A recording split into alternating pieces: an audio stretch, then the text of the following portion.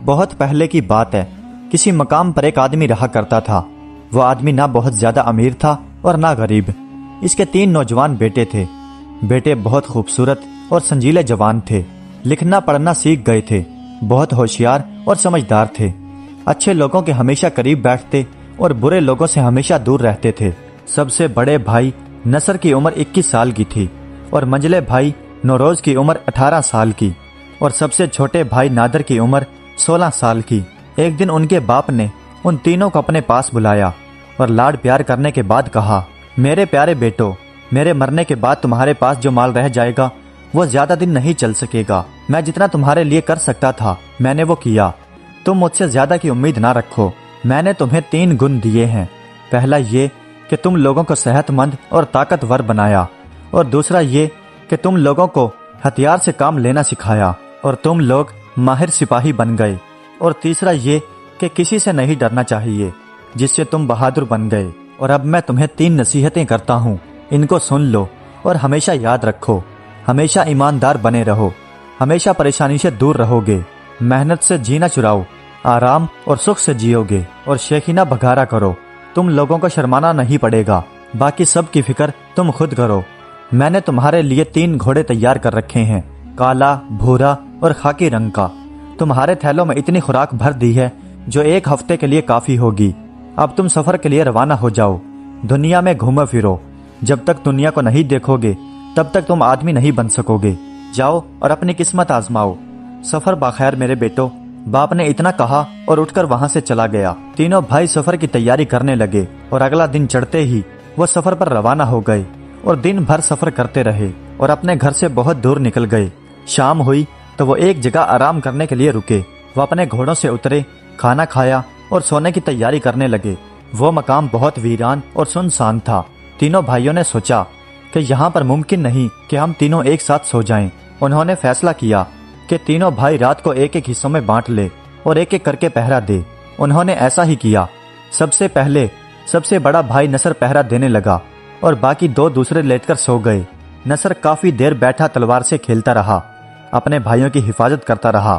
چاندنی رات تھی، چاروں طرف خاموشی چھائی ہوئی تھی اور سارا ماحول نیند میں ڈوبا ہوا تھا۔ اچانک ایک شور ہوا اور نصر اپنی تلوار تھام کر ہوشیار ہو کر کھڑا ہو گیا۔ جہاں وہ تینوں بھائی رکے تھے اسے تھوڑے ہی فاصلے پر ایک جنگل تھا اور وہاں پر ایک شیر کھوہ میں پڑا ہوا تھا۔ انسان کی بو پا کر وہ شیر اپنی کھوہ سے نکلا اور کھلے میدان میں آ گیا۔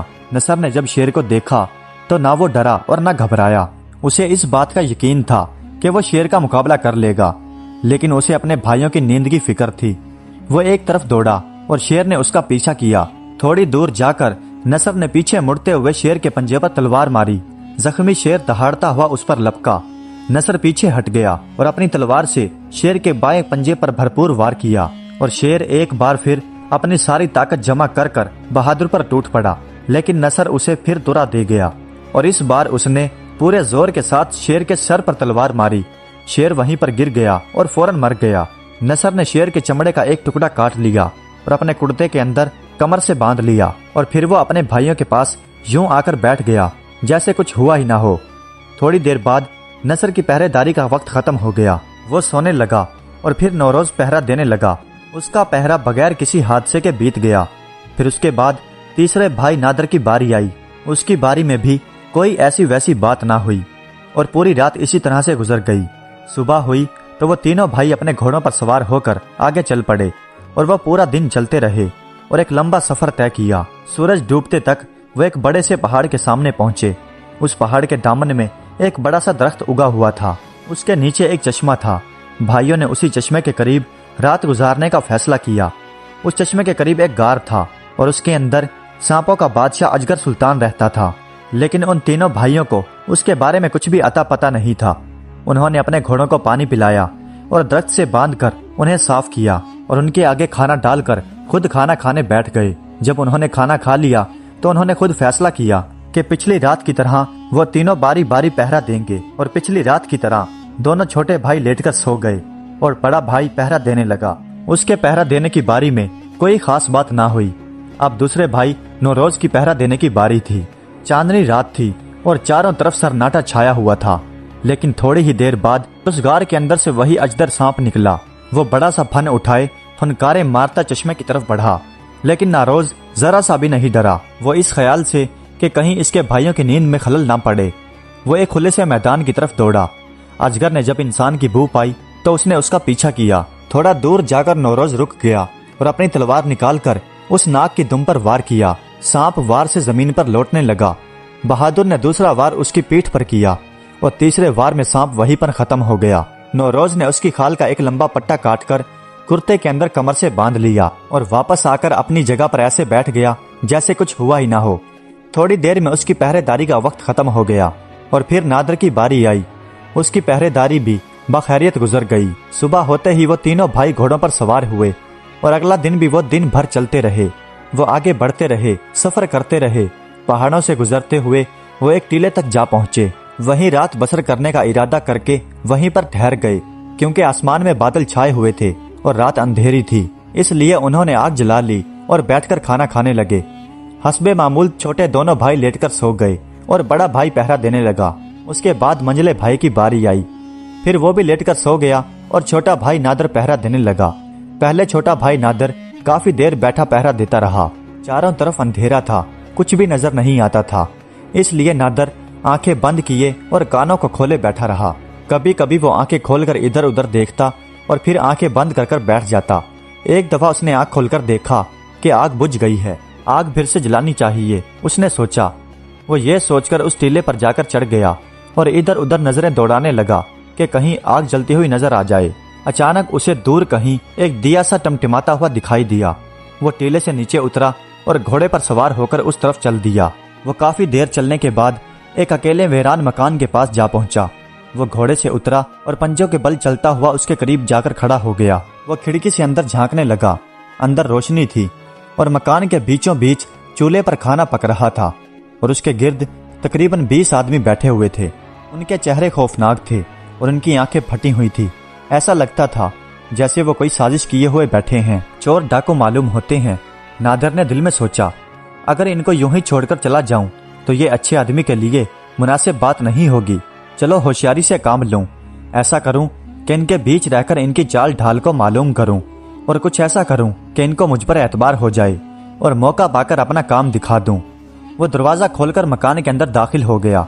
ایک اجنبی آدمی کو اندر آتا ہوا دیکھ کر سارے ڈاکو اچانک چونک گئے اور اپنے ہتھیار سنبھال لیے۔ نادر نے ڈاکوؤں کے سردار سے مخاطب ہو کر کہا، حضور، میں آپ کا ایک حقیر سا غلام ہوں۔ میں بہت دور ایک شہر سے آیا ہوں۔ اب تک میں چھوٹے موٹے دھندے کرتا رہا ہوں، لیکن میرا ارادہ تھا کہ میں کسی گروہ میں شامل ہو جاؤں۔ اب اچانک مجھے آپ کا پتہ لگ گیا اور میں یہاں آ گیا۔ اب آپ ہی کا آسرا ہے، براہ کرم مجھے اپنے بیچ شامل کر لیجئے۔ حضور، میری عمر پر مت جائیے، مجھ میں بہت سے گر ہیں۔ مجھے سرنگیں کھودنا، ٹوہ لگانا اور ادھر ادھر کی باتیں معلوم کرنا سب آتا ہے۔ میں آپ کے کام آؤں گا۔ نادر نے اس طرح سے چال چلی کہ ڈاکوؤں کے سردار کو اس پر یقین آ گیا۔ ڈاکوؤں کے سردار نے نادر سے کہا، تم نے بہت اچھا کیا کہ تم آ گئے، آؤ یہاں بیٹھ جاؤ۔ نادر آگے گیا، جھک کر سلام کیا اور ان کے قریب بیٹھ گیا۔ کھانا پک کر تیار ہوا اور سب نے کھانا کھایا۔ اس رات ان لوگوں نے بادشاہ کے محل میں ڈاکہ مارنے کا منصوبہ بنا رکھا تھا۔ کھانا کھانے کے بعد وہ سب گھوڑوں پر سوار ہوئے اور روانہ ہو گئے۔ نادر بھی ان کے ساتھ ہی تھا۔ تھوڑی دیر میں وہ بادشاہ کے باغ کے پاس پہنچ گئے۔ مشورہ کرنے لگے کہ اندر کیسے گھسا جائے۔ آخر انہوں نے فیصلہ کیا کہ سب سے پہلے نادر دیوار کو پھلانگے گا اور یہ پتہ لگائے گا کہ پہرے دار سو رہے ہیں یا جاگ رہے ہیں۔ اگر وہ سو رہے ہوں گے تو پھر ایک ایک کر کے سارے ڈاکو باغ میں اتریں گے اور ایک ساتھ محل میں گھس جائیں گے۔ ڈاکوؤں کی مدد سے نادر نے دیوار کو پھلانگا اور پھر باغ میں ادھر ادھر پھر کر دیکھا تو اسے پتہ چلا کہ سارے پہرے دار غفلت کی نیند میں سو رہے ہیں۔ باغ کے بیچوں بیچ 2 بڑے بڑے پہیوں والی ایک گھوڑا گاڑی کھڑی تھی۔ نادر اس کو کھینچتا ہوا لایا اور دیوار کے قریب کھڑا کر دیا اور ڈاکوؤں کو اشارہ کیا کہ بہت اچھا موقع ہے۔ پھر ایک ایک کر کے سارے ڈاکو دیوار کو پھلانگنے لگے۔ پہلے ڈاکو نے جب دیوار پر چڑھ کر اپنا سر نیچے کی طرف جھکایا تو نادر نے اس کی گردن پر تلوار ماری۔ اس کا سر کٹ کر باغ میں گر گیا اور اس کے مردہ جسم کو کھینچ کر بھی باغ میں گرا دیا اور باقی سب ڈاکوؤں کا بھی یہی حشر ہوا۔ اور پھر نادر ہوشیاری کے ساتھ محل کی طرف بڑھا۔ وہ ایک بڑے سے حل کے سامنے پہنچ گیا۔ وہاں پر بھی 3 بڑے دروازے تھے اور وہاں کچھ لڑکیاں پہرا دے رہی تھی، لیکن وہ سب بھی آرام سے سو رہی تھی۔ نادر ایک دروازے میں داخل ہو گیا۔ وہ دیکھتا کیا ہے کہ ایک بہت ہی سجا سجایا کمرہ ہے۔ قیمتی پردے لٹک رہے ہیں اور کمرے کے بیچ میں ایک خوبصورت سے پلنگ پر ایک خوبصورت نوجوان لڑکی لیٹی سو رہی ہے۔ وہ بہت ہی خوبصورت ہے۔ نادر آہستہ سے چلتا ہوا اس کے قریب آیا اور اس کے ہاتھ سے سونے کی انگوٹھی اتار کر اپنی جیب میں ڈال لی اور آہستہ سے وہاں سے نکل کر دوسرے ہال میں پہنچ گیا۔ اب آؤ دوسرے کمرے کا معائنہ کر لیں، اس نے دل میں سوچا، اور یہ سوچ کر وہ دوسرے کمرے میں داخل ہو گیا۔ یہ کمرہ پہلے کمرے سے بھی زیادہ خوبصورت اور زیادہ سجا ہوا تھا۔ ہر طرف قیمتی پردے لٹک رہے تھے۔ وہاں بھی کمرے کے بیچوں بیچ ایک چاندی کے پلنگ پر بہت ہی خوبصورت لڑکی سو رہی تھی اور اس کے پلنگ کے قریب کچھ کنیزیں نیند میں ڈوبی ہوئی تھی۔ نادر نے آہستہ سے آگے بڑھ کر اس کی انگلی سے بھی انگوٹھی نکال لی اور پھر واپس ہال میں آ گیا۔ اب وہ تیسرے کمرے کی طرف بڑھا۔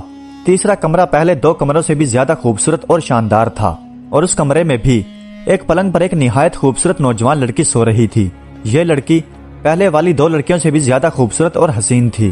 نادر نے آہستہ سے جا کر اس کے بائیں کان سے بالی اتار لی اور پھر وہ وہاں سے نکل کر باغ میں پہنچا اور باغ سے دیوار پھلانگ کر محل سے باہر آ گیا اور اپنے گھوڑے پر سوار ہو کر اپنے اڈے کی طرف واپس پلٹا۔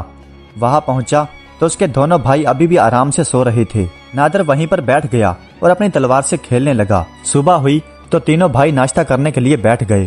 اس کے بعد پھر وہ اپنے گھوڑوں پر سوار ہوئے اور آگے سفر کے لیے چل پڑے۔ تھوڑی دور چلنے کے بعد وہ ایک شہر میں پہنچ گئے۔ وہاں پہنچ کر وہ ایک سرائے میں ٹھہرے۔ انہوں نے اپنے گھوڑوں کو ایک چھپر کے نیچے باندھ دیا اور وہ تینوں چائے خانے کی طرف گئے اور چائے پیتے ہوئے آرام کرنے لگے۔ اتنے میں سڑک پر ایک ڈنڈورچی نمودار ہوا اور اونچی آواز میں کہنے لگا، اے لوگو، کان کھول کر سن لو، آج رات بادشاہ کے محل میں ایک عجیب واقعہ ہوا ہے۔ محل کے باغ میں کسی نے 20 ڈاکوؤں کے سر قلم کر دیے ہیں اور شہزادیوں کی ایک ایک سونے کی چیز غائب ہو گئی ہے۔ اس لیے بادشاہ کا اعلان ہے کہ شہر کے سارے باشندے، چھوٹے ہوں یا بڑے، اس راز کا پتہ چلانے میں ان کی مدد کریں تاکہ وہ جان سکے کہ ایسا کون سا بہادر ہے جس نے یہ کارنامہ سر انجام دیا ہے۔ چنانچہ شہر میں کوئی بھی اجنبی مسافر شخص ہو تو اسے محل میں بھیج دیں۔ چنانچہ اس سرائے کے مالک نے تینوں بھائیوں کو جلدی سے کہا کہ وہ محل میں پہنچ جائیں۔ تینوں بھائی اٹھے اور بادشاہ کے محل کی راہ لی۔ بادشاہ کو اطلاع دی گئی کہ 3 اجنبی لوگ آئے ہیں۔ بادشاہ نے کہا کہ ان تینوں کو الگ الگ کمروں میں ٹھہرایا جائے اور اپنے وزیر سے کہا کہ تم ان سے راز معلوم کرو۔ وزیر نے کہا اگر ان سے سیدھے طریقے سے پوچھا جائے تو ممکن ہے کہ وہ کچھ نہ بتائیں، بہتر ہوگا کہ انہیں اکیلا ہی چھوڑ دیا جائے اور چھپ کر ان کی گفتگو سنی جائے۔ چنانچہ ایسا ہی کیا گیا۔ تینوں بھائیوں کے سامنے دسترخوان لگا دیا گیا اور اس پر طرح طرح کے کھانے چن دیے گئے اور ساتھ کے کمرے میں بادشاہ اور وزیر کان لگا کر بیٹھ گئے۔ نصر نے کہا کہ ہمیں 9 عمر ایک بھیڑ کا گوشت دیا گیا ہے، لیکن معلوم ہوتا ہے کہ اس بھیڑ کو کسی کتیا نے دودھ پلایا تھا۔ ہاں، آپ کی بات صحیح ہے، نوروز نے کہا۔ بادشاہ لوگ کتے کا گوشت کھانے سے بھی گریز نہیں کرتے۔ مجھے تو اس بات سے تعجب ہو رہا ہے کہ انگور کے اس مربے سے انسان کی بو کیسے آ رہی ہے۔ نادر نے بھی مربے کو چکھا اور کہا، ہاں سچ ہے، بادشاہ سب خونخوار ہوتے ہیں، مربے میں بھی انسان کا خون ملا ہو تو بھی کوئی تعجب کی بات نہیں۔ میں بھی ایک بات پر حیران ہوں، تشتری میں اس طرح سے روٹیاں ایک ماہر نانبائی ہی چن سکتا ہے۔ ہاں ایسا ہی ہوگا، نصر نے کہا۔ ہمیں محل میں اس لیے بلایا گیا ہے کہ تاکہ محل میں ہونے والے واقعے کا راز ہم سے معلوم کیا جائے۔ ہم سے بھی پوچھ تاچھ کی جائے گی، ہم انہیں کیا جواب دیں گے؟ ہمیں جھوٹ بولنے کی کوئی ضرورت نہیں ہے، نوروز نے کہا۔ ہاں، ہم ان کو سب کچھ بتا دیں گے۔ اب بہتر یہی ہے کہ ان 3 دنوں کے سفر میں ہم پر جو کچھ بھی گزرا ہے ہم تینوں ایک دوسرے کو کہہ سنائیں۔ چنانچہ سب نے اپنا اپنا قصہ سنانا شروع کیا۔ سب سے پہلے نصر نے اپنی آپ بیتی سنائی کہ اس نے کس طرح شیر کا مقابلہ کیا اور اسے مار دیا، اور ثبوت کے طور پر اس نے جو شیر کی کھال کا ایک حصہ کاٹا تھا وہ اپنی کمر سے کھول کر بھائیوں کے سامنے رکھ دیا۔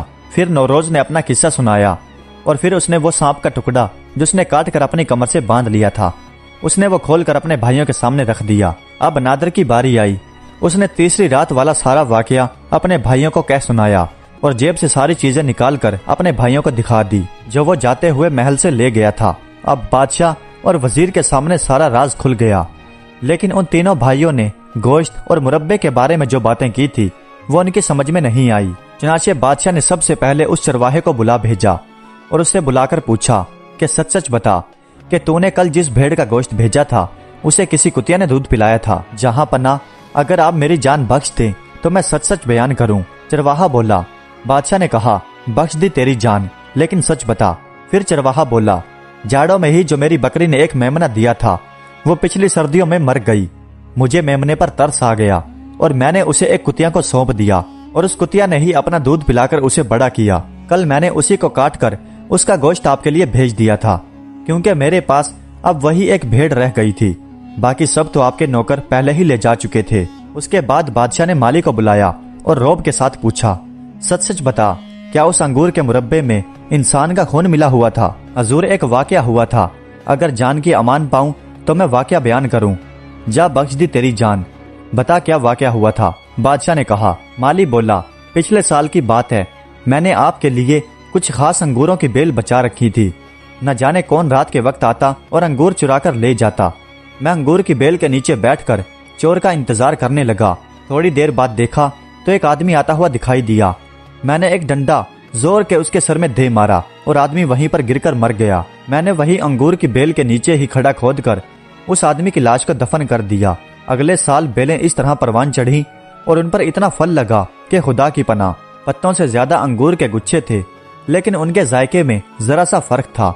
इसलिए मैंने उनके अंगूर आपको ना भेजकर उनका मुरब्बा बनवा लिया और उन दोनों भाइयों की कही हुई बात इस तरह से सच साबित हुई। और रही तीसरी तश्तरी वाली बात, तो वो बात भी सच थी, क्योंकि उन पर बादशाह ने खुद रोटी रखी थी। मालूम हुआ कि उनका भाई एक नान भाई था। बादशाह उन तीनों भाइयों के पास कमरे में गया और उनसे सलाम करने के बाद कहा, तुम लोगों ने जो कुछ भी कहा है वो सच निकला। इस वजह से तुम लोग मुझे और भी ज्यादा पसंद आ गए हो। मेरे मुअज़्ज़ज़ अजीज मेहमानों, मेरी तुमसे एक गुजारिश है, बताइए। तीनों भाइयों ने कहा, अगर आपकी फरमाइश जायज हुई तो हम उसे जरूर पूरा करेंगे। बादशाह ने कहा कि मेरी 3 बेटियां हैं और बेटा कोई भी नहीं। तुम लोग यहीं पर रह जाओ, मैं अपनी बेटियों की शादी तुमसे कर दूंगा, पूरे शहर की दावत करूंगा और 40 दिन तक सबको पुलाव खिलाता रहूंगा। आपकी बातें बहुत अच्छी हैं। नसर ने जवाब दिया, लेकिन हम ऐसा कैसे कर सकते हैं? ना तो हम किसी बादशाह की औलाद हैं और ना ही हमारे बाप दादा कोई अमीर लोग थे। आपने अपनी दौलत बादशाहत से कमाई है और हमने मेहनत करना सीखा है। बादशाह उनकी मिन्नतें करने लगा और कहा, मानता हूँ कि मैं एक बादशाह हूँ, लेकिन तुम लोगों को तुम्हारे बाप ने मेहनत से पाल पोस कर बड़ा किया है और ये बड़े फख्र की बात है कि उसके बेटे इतने बहादुर हैं। तो क्या तुम्हारा बाप मुझसे कम है?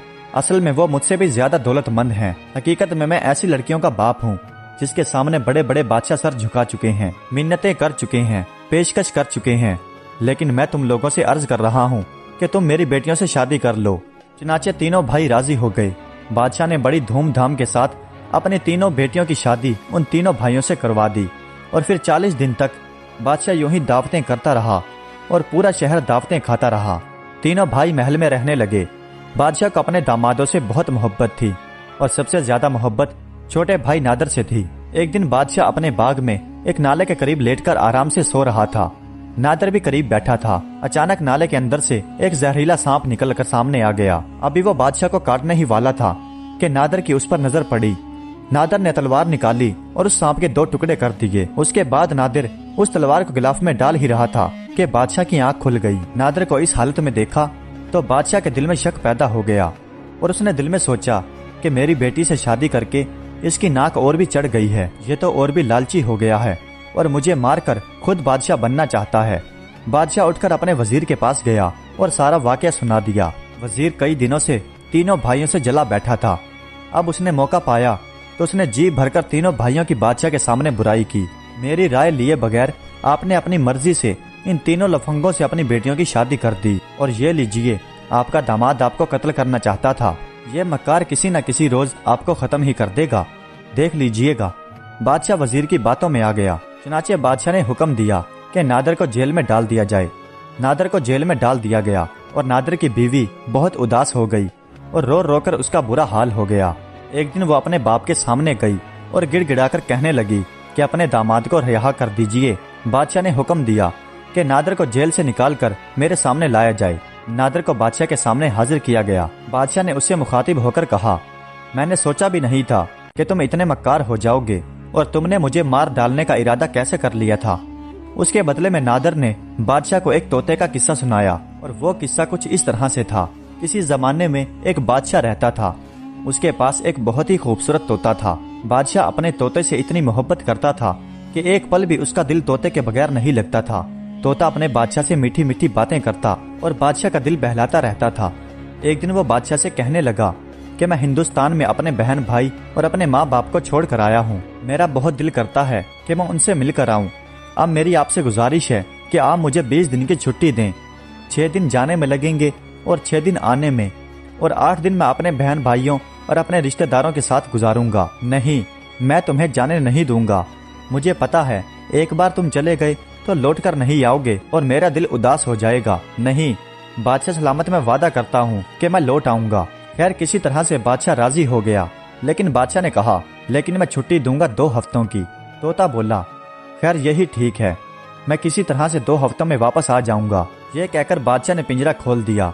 طوطا اڑ کر پنجرے سے نکلا اور جنوب کی طرف اڑتا ہوا چلا گیا، اور بادشاہ پیچھے کھڑا طوطے کو دیکھتا رہا۔ اب بادشاہ نے یقین کر لیا کہ طوطا مڑ کر نہیں آئے گا۔ 6 دنوں میں طوطا ہندوستان پہنچ گیا اور اس نے کسی طرح سے اپنے ماں باپ کو تلاش کر لیا۔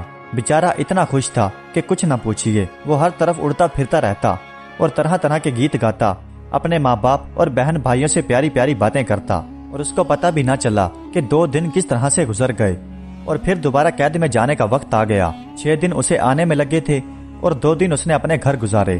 اب 6 دن اسے واپس جانے میں لگیں گے، اور اس طرح سے اس کا وقت پورا ہو جائے گا، یعنی 2 ہفتے کا جو بادشاہ نے چھٹی دی تھی۔ لیکن بیچارے طوطے کا اپنے ماں باپ اور بہن بھائیوں سے الگ ہونے کا جی نہیں چاہتا تھا۔ خوشی کے دن پلک جھپکتے ہی گزر گئے تھے اور اداسی کے پہاڑ جیسے دن شروع ہونے والے تھے۔ اس کے سب رشتہ دار، بہن بھائی، ماں باپ سب جمع ہو چکے تھے۔ سب اس کو سمجھا رہے تھے کہ تم واپس لوٹ کر مت جاؤ، لیکن طوطا بولا نہیں، میں وعدہ کر چکا ہوں، بھلا میں وعدہ خلافی کیسے کروں؟ ارے تم بھی کیا وعدہ کرتے ہو؟ ایک طوطے نے کہا، کیا تم نے کبھی کسی بادشاہ کو وعدہ پورا کرتے ہوئے دیکھا ہے؟ اگر تمہارا بادشاہ اتنا ہی رحم دل اور سخی ہوتا تو تمہیں 14 سال قید میں رکھنے کے بعد صرف 2 ہی ہفتوں کی چھٹی دیتا۔ کیا تم دنیا میں اسی لیے آئے ہو کہ قید میں رہو؟ کسی کا دل بہلانے کے لیے اپنی آزادی کو ہاتھ سے نہ جانے دو۔ بادشاہ اور شیر کے قریب رہنا حماقت بھی ہے اور خطرناک بھی۔ لیکن طوطے نے کسی کی بات نہ مانی اور لوٹنے کے لیے تیار ہو گیا۔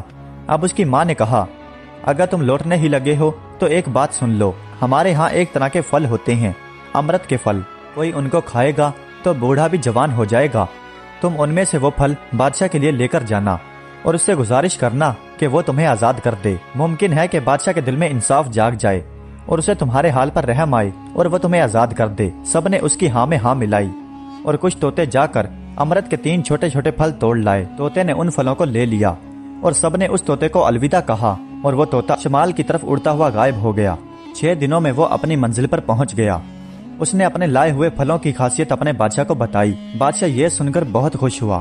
اس نے 1 پھل اپنی بیوی کو دیا اور 2 پھل خود کھانے کے غرض سے اپنے پاس پیالی میں رکھ لیے، اور ادھر وزیر کا دل لالچ سے ڈگمگا اٹھا۔ وزیر نے بادشاہ سے کہا کہ بادشاہ سلامت، آپ ان پھلوں کو ابھی مت کھائیے، پہلے ان کو اچھے سے چیک کر لیجئے کہ کہیں آپ کے لیے یہ نقصان دہ ثابت نہ ہو۔ وزیر کی بات بادشاہ کو پسند آ گئی اور پھر وزیر نے بادشاہ کی نظر بچا کر ان میں ہلکا سا زہر ملا دیا، اور پھر انہیں آزمانے کے لیے 2 مور لائے گئے۔ وہ پھل موروں کو چکھوائے گئے، مور وہیں پر گر کر ٹھنڈے ہو گئے۔ دیکھا آپ نے، وزیر نے کہا، اگر آپ ان پھلوں کو کھا لیتے تو آپ کا کیا حال ہوتا؟ بس میں بھی مر جاتا۔ بادشاہ نے بڑی دکھی سی آواز میں کہا۔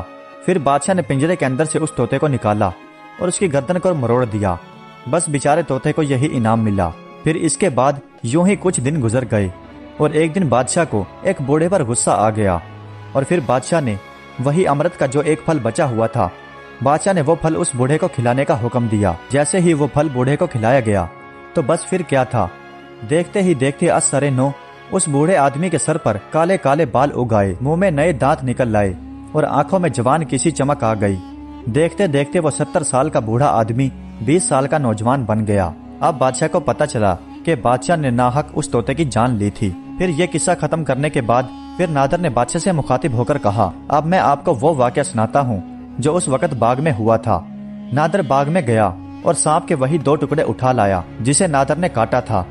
بادشاہ نے جب یہ دیکھا تو بادشاہ اپنے کیے پر بہت شرمندہ ہوا اور نادر سے معافی مانگنے لگا۔ نادر نے کہا، حضور، ہم تینوں بھائیوں کو اجازت دیجیے، ہم تینوں بھائی اپنے ملک واپس چلے جاتے ہیں۔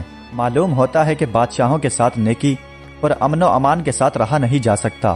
بادشاہ نے بہت منتیں کی، بہت ہاتھ جوڑے، لیکن تینوں بھائی راضی نہ ہوئے۔ ہم تینوں بھائی درباری بن کر اس محل میں نہیں رہ سکتے، ہم اپنی محنت کے بل بوتے پر جیئیں گے लेकिन मेरी बेटियां तुम्हारे साथ नहीं जाएंगी। बादशाह ने कहा, ये अपने घर में ही रहेंगी। ये सुनकर तीनों शहजादियां एक आवाज में बोल उठी, नहीं, हम अपने शोहरों से अलग नहीं होंगी। ये सुनकर बादशाह हक्का बक्का रह गया और उसने ना चाहते हुए भी सबको जाने की इजाजत दे दी। तीनों भाई अपनी बीवियों को लेकर अपने मुल्क अपने घर वापस लौट आए और अपने मेहनत के बलबूते पर आराम और सुकून से जिंदगी गुजारने लगे। प्यारे दोस्तों, उम्मीद करता हूँ कि आज की ये वीडियो आपको पसंद आई होगी। अगर वीडियो अच्छी लगी हो तो कमेंट्स में अपनी राय का इजहार जरूर कीजिएगा। हमारे चैनल को सब्सक्राइब कर दीजिएगा। वीडियो देखने का बहुत बहुत शुक्रिया।